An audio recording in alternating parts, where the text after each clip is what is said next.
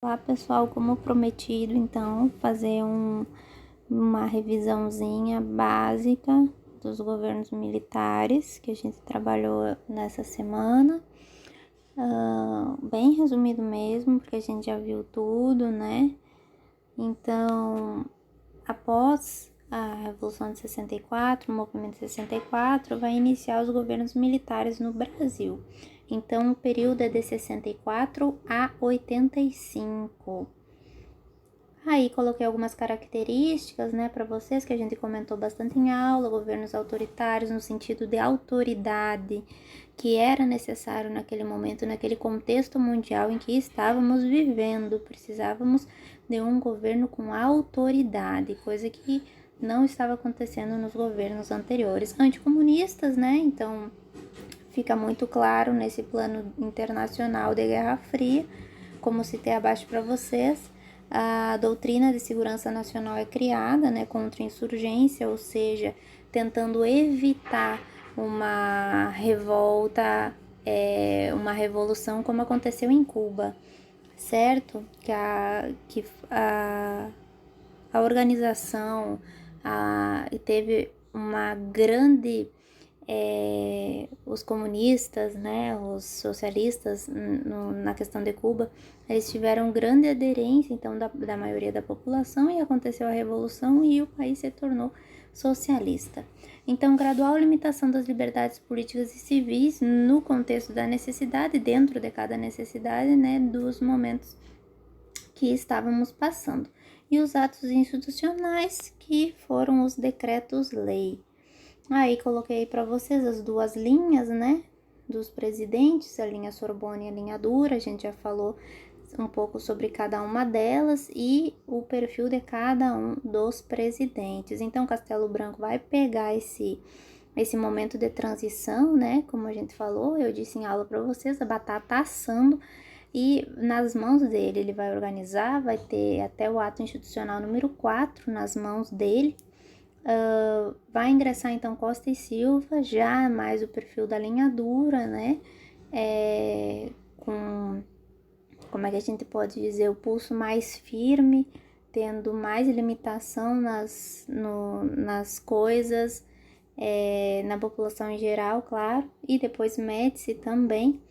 E por fim a gente tem Geisel e Figueiredo. Geisel já naquela política de abertura, né? Abertura para a democracia novamente e tal, lenta, gradual e progressiva, ou lenta, gradual e segura, vocês vão ver nas bibliografias.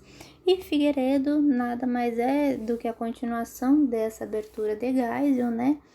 E encerrando os governos militares. Iniciando então Castelo Branco, como eu disse para vocês, de 64 a 67. Coloquei aí os 4 AIs e destaquei ali embaixo para vocês. Durante o primeiro ano de governo, a preocupação do presidente Castelo Branco concentrou-se na organização de todos os setores administrativos do país, em virtude da situação caótica que lhe foi passado pelo governo deposto, ou seja, o governo de João Goulart. A gente conversou muito nesse contexto da Guerra Fria. João Goulart se demonstrou muito falta de hierarquia e disciplina, não respeitando várias ordens dentro das forças, né? Também a falta de colocação mesmo, né? Política, falta de autoridade, que era o que necessário nessa época. Aí a gente tem os AIs, o AI1, então, eleição direta para o próximo presidente, ou seja, o Castelo Branco. Sistema Nacional de Informação, que foi muito comentado, né? O AI2, eleição direta para presidente, daí eu coloquei sempre, mas aí vocês sabem que foi durante, né, o governo. E aí a gente tem o bipartidarismo também, a partir do AI2, a gente tem dois partidos, a Arena e o MDB. Então, a oposição ficou concentrada no MDB, Movimento Democrático Brasileiro. E a situação, que era os governos, né, militares, Aliança Renovadora Nacional.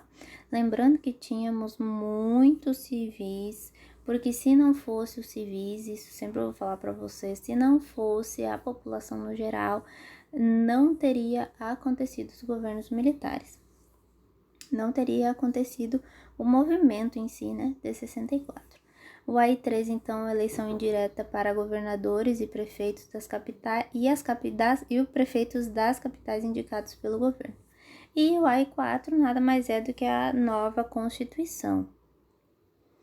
E aí as medidas tomadas no governo Castelo Branco, né, que é o governo que inicia, que pega tudo nesse momento de transição, vocês já estão cansados de saber, baixar a inflação, estabilizar a economia, incentivar a produção, implantar uma política salarial, criar um órgão que produzisse informações para o governo, que é o órgão, o Sistema Nacional de Informação, proceder às eleições previstas, planejar e iniciar a implantação de uma infraestrutura econômica dos setores de comunicação, transporte e geração de energia. Tratar da sucessão presidencial. Aqui a gente tem alguns destaques, né? Eu coloquei cada governo, eu coloquei um destaque para vocês. Criação do Banco Nacional de Habitação, criação do Instituto Brasileiro de Reforma Agrária, criação do Fundo de Garantia por Tempo de Serviço, o FGTS, né? Criação da Superintendência de Desenvolvimento da Amazônia e criação da Empresa Brasileira de Telecomunicação. Coloquei aí a Constituição para vocês, lembrando que as anteriores, as nossas constituições republicanas, 1891 a primeira, 1934 a segunda, a terceira em 37 e a quarta em 46. E aí nós vamos ter a nossa quinta Constituição republicana. Características: a preservação do federalismo, ou seja, as unidades federais são independentes, né?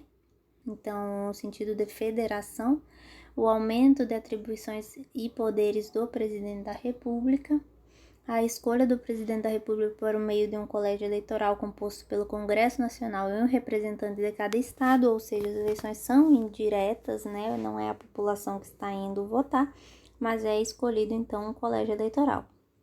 A prerrogativa do Poder Executivo de baixar os decretos com força de lei sem prévia aprovação do Poder Legislativo, a realização de uma reforma agrária com indenização por títulos da dívida pública, reformulação do sistema tributário, ou seja, a cobrança de impostos, né, dando-lhe maior organização. A famosa PAEG, então, Plano de Ação Econômica do Governo, contenção da inflação, diminuição dos desníveis regionais, crescimento econômico, aumento das exportações e estímulo ao mercado interno. Essa PAEG vai dar base para o Plano Nacional de Desenvolvimento, né? Que a gente vai ter 3, lembra? 1, 2 e 3, Plano Nacional de Desenvolvimento. Costa e Silva, de 67 a 69. No primeiro ano de governo, o presidente enfrentou e sufocou o foco de guerrilha, localizado na divisa entre Minas Gerais e Espírito Santo. Ou seja, o movimento está muito organizado. Eles têm o apoio internacional, né, de países onde já havia acontecido guerrilhas e revoluções. Então, aqui os grupos daqui estão muito organizados. A criação da Frente Ampla, que eu expliquei para vocês, essa Frente Ampla ela foi criada no Uruguai. A princípio, né, na frente tem Carlos Lacerda, aquele que sempre foi oposição. Carlos Lacerda, juntamente com Juscelino Kubitschek e João Goulart, eles montam essa Frente Ampla.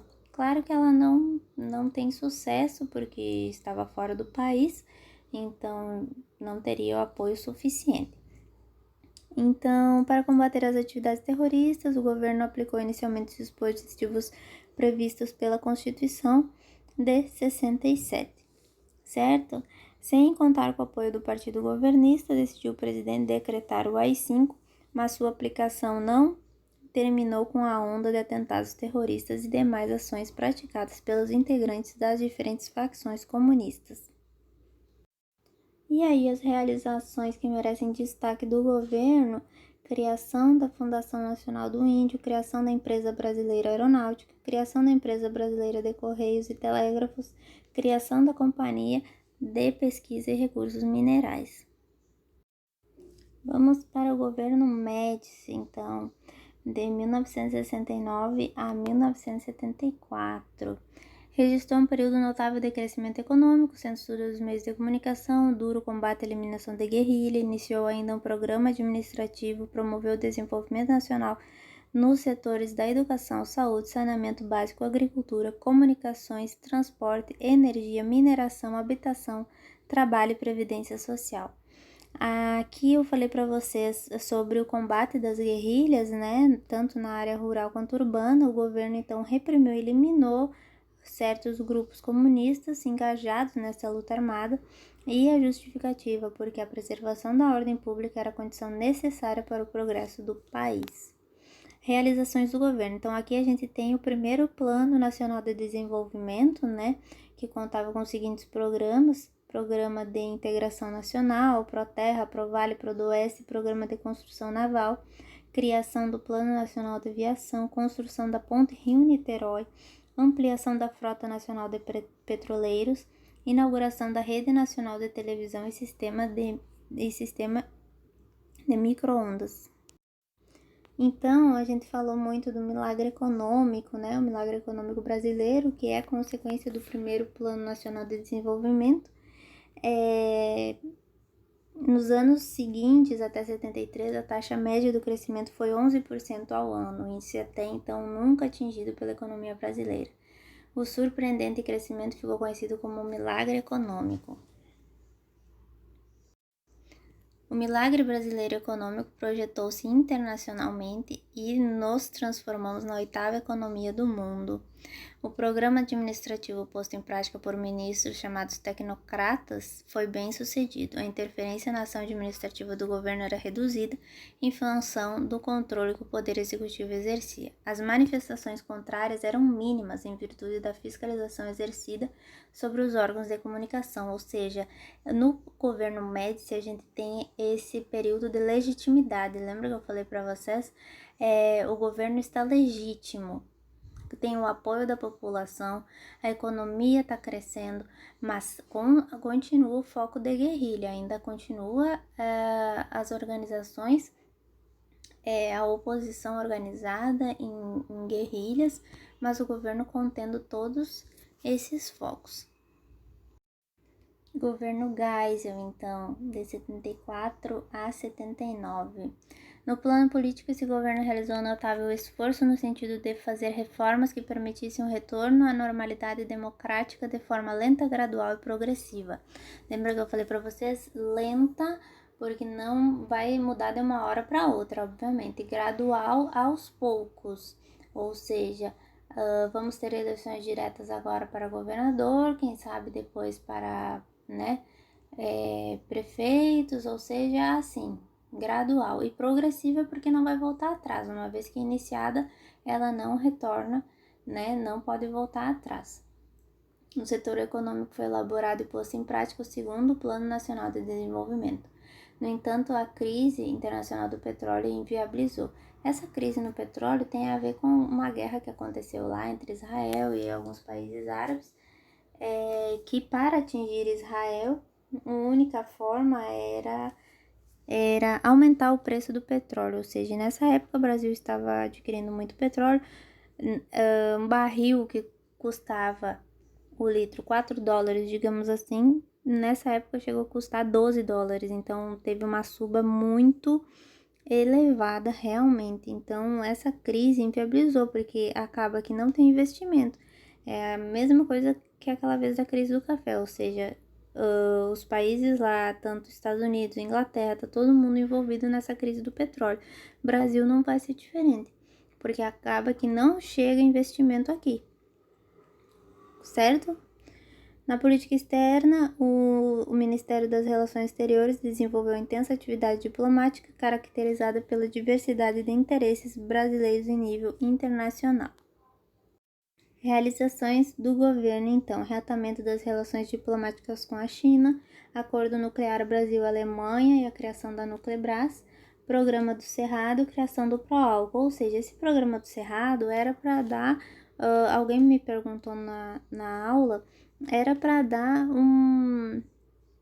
uma produção, ou seja, uma economia para aquela região. E o Proálcool, a gente sabe que até hoje existe, o etanol. Muitos carros utilizam ainda o álcool, ou seja, nessa época que foi a criação do pró-álcool.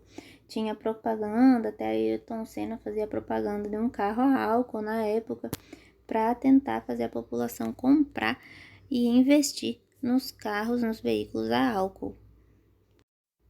Por último, então, João Batista Figueiredo, de 79 a 85. No plano político, o presidente deu continuidade ao projeto de abertura iniciado pelo presidente Geisel. Para orientar as ações do governo no plano administrativo, foi elaborado o terceiro Plano Nacional de Desenvolvimento. Fatos marcantes do projeto de abertura política: recrudescimento das greves em 1979, ou seja, aumentou essas greves, né?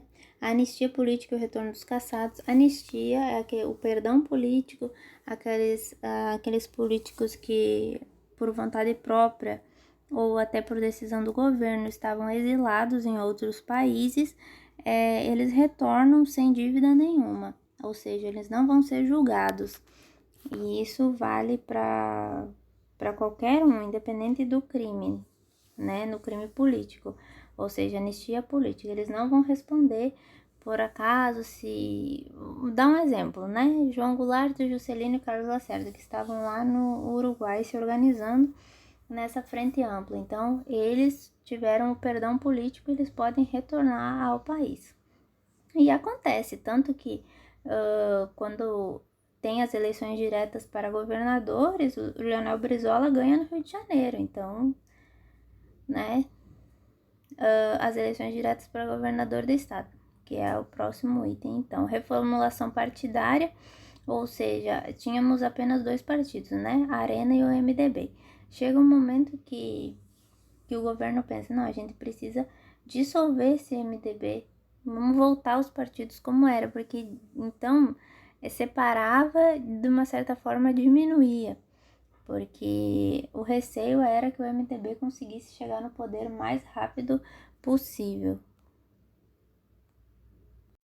Então, tendo as eleições diretas para governadores, o próximo passo era ter as eleições diretas para presidente, que era um movimento que aconteceu entre 83 e 84, aconteceu esse movimento, mas não aconteceu as eleições então diretas.